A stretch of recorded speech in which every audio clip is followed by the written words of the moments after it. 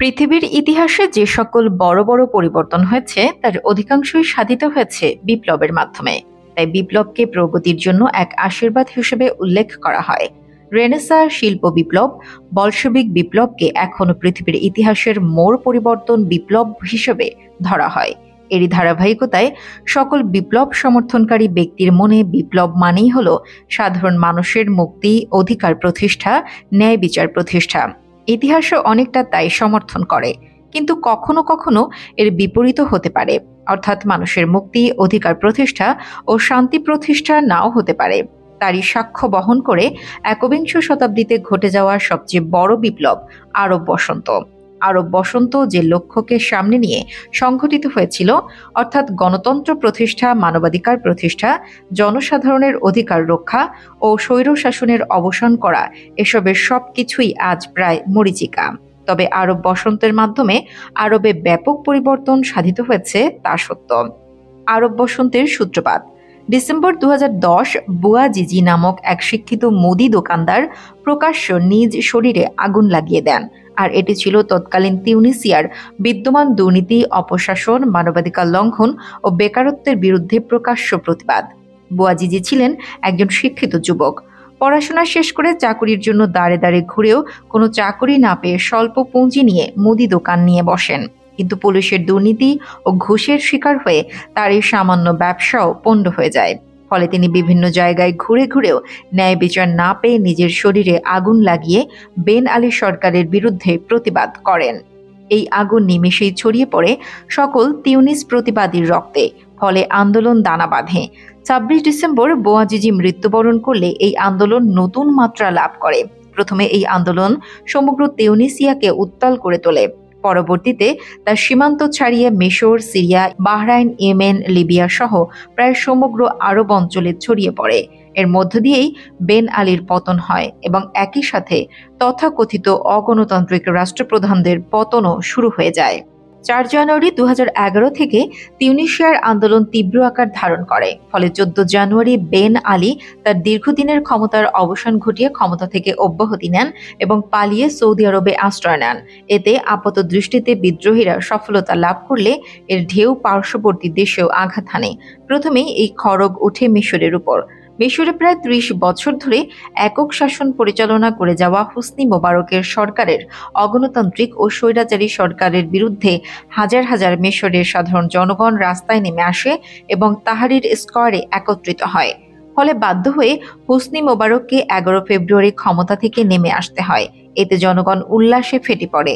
প্রায় একই সময়ে অন্যদিকে লিবিয়ার সাধারণ জনগণও দীর্ঘস্থায়ী একনায়ক মুয়াম্মার গাদ্দাফির বিরুদ্ধে আন্দোলন করেন। কিন্তু গাদ্দাফি এত সহজে দমে যাওয়ার পাত্র ছিলেন না। তিনি আন্দোলনকারী জনগণের বিরুদ্ধে পদক্ষেপ গ্রহণ করেন। রাষ্ট্রীয় বাহিনী দিয়ে তিনি আন্দোলনকারীদের হটিয়ে দেওয়ার চেষ্টা করেন, কিন্তু তাতে কোনো কাজ হয়নি, বরং আন্দোলন আরো তীব্র আকার ধারণ করে। বিদ্রোহীদেরকে ইউরোপ ও আমেরিকা জোট অস্ত্র সরবরাহ করে, ফলে লিবিয়াতে গৃহযুদ্ধের আকার ধারণ করে। এই অবস্থা দীর্ঘ 9 মাস চলার পর 20 অক্টোবর গাদ্দাফি পরাজিত ও নিহত হন। অপরদিকে সিরিয়ার সরকার বাশার আল আসাদের বিরুদ্ধেও আন্দোলন শুরু হয়, কিন্তু বাশার আল আসাদ বিদ্রোহীদেরকে মাথা তুলে দাঁড়াতে দেননি। ফলে বাশার আল আসাদ বাহিনী ও বিদ্রোহীদের মধ্যে রক্তক্ষয়ী সংঘর্ষ চলতে থাকে। একইভাবে ইয়েমেনের স্বৈরাচারী শাসক আবদুল্লাহ সালেহের পতন ঘটে এবং ক্ষমতায় আসেন আব্দুর রাব্বে মানসুর। বাহরাইনে বিদ্রোহ দেখা দিলেও তা ব্যাপকতা লাভ করতে পারেনি, তবে সেখানেও অস্থিতিশীল অবস্থা বিরাজ করছে। এছাড়াও আরবের অন্যান্য অঞ্চলেও এর প্রভাব ছড়িয়ে পড়ছিল, যদিও ওইসব অঞ্চলে এই বিপ্লব ততটা সাফল্য লাভ করতে পারেনি। আরব বসন্তের ফলাফল কি ছিল? অনেকটা ঢাকঢোল পিটিয়েই পশ্চিমা মিডিয়া তিউনিসিয়ায় শুরু হওয়া বিপ্লবকে আরব বসন্ত হিসেবে প্রচার করে এবং এই বিপ্লবকে গণতন্ত্র ও মানবাধিকার প্রতিষ্ঠার পথ হিসেবে দাঁড় করানোর চেষ্টা করে। আরব বসন্ত শেষ হয়ে যাওয়ার পরে এসে এখন অনেকেরই জানার ইচ্ছে যে আসলে আরব বসন্ত তার কাঙ্ক্ষিত দাবি পূরণ করতে পেরেছে কিনা, বা আরব বসন্তের প্রভাব কতটুকু।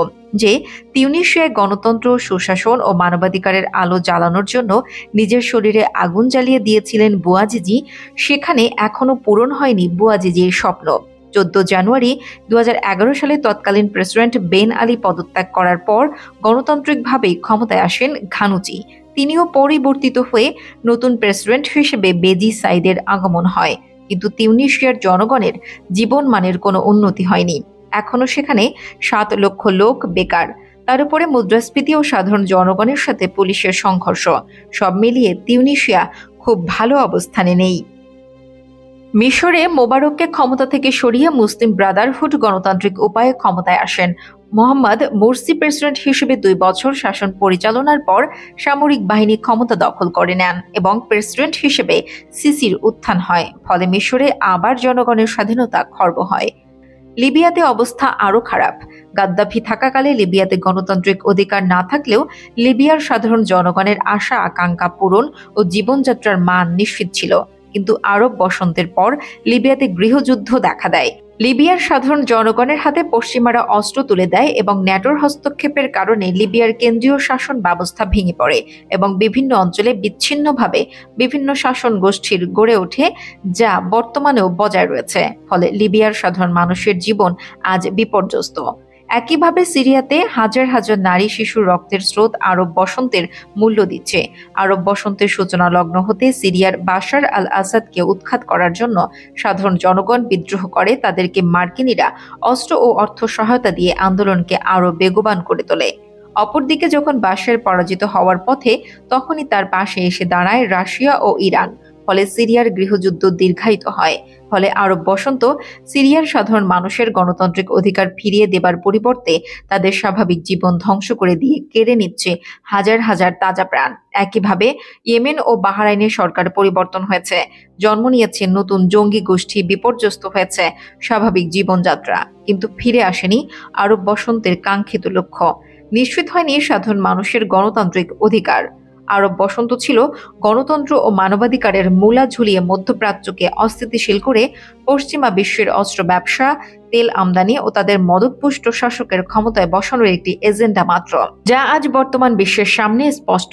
যদিও তারা তাদের এই এজেন্ডাতে বহুলাংশে সফল। মধ্যপ্রাচ্যকে আরও কতদিন এই আরব বসন্তের মূল্য পরিশোধ করতে হয়, তাই এখন দেখার বিষয়।